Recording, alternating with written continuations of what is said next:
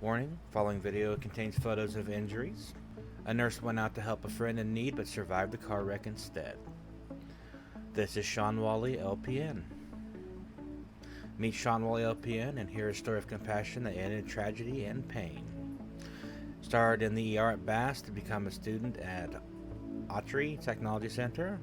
Did clinicals at St. Mary's and enjoyed helping people and patients. Graduated last year in July to become a nurse.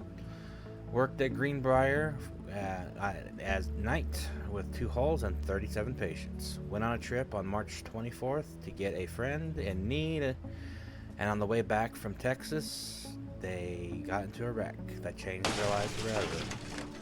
Car was totally trashed. They had to cut him out in 4 different places.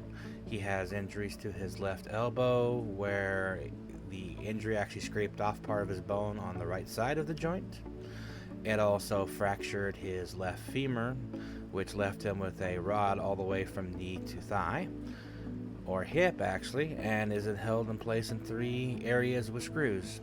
This is over in Tyler, Texas, as he was discharged from the hospital after a 10-day stay from the orthopedic surgery.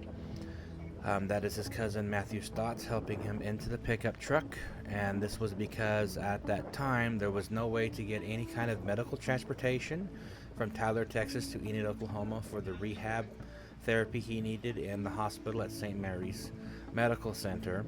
So this was an 8-hour trip in a pickup truck.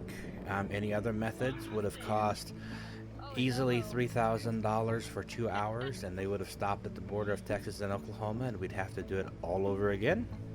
And this is them helping him in because he's not able to use that left leg much at all because of the swelling, the injuries, the wound, as well as the rod in his femur. We were able to get into the vehicle. It was a very long and scary 8-hour drive, but we made it. And the one taking this video is my sister, Cindy Watkins, who has been helping tremendously through all this with emotional support, mental sanity, and helping me when she's home. Once we reached Enid, he spent 15 days in physical therapy at St. Mary's Hospital and was released back home on April 18th to start outpatient recovery with a walker and eventually a cane, but he is still a far long way from returning back to work with an infected leg and that fractured femur. Please consider helping us by sending money to GoFundMe or sharing this link. Thank you very much.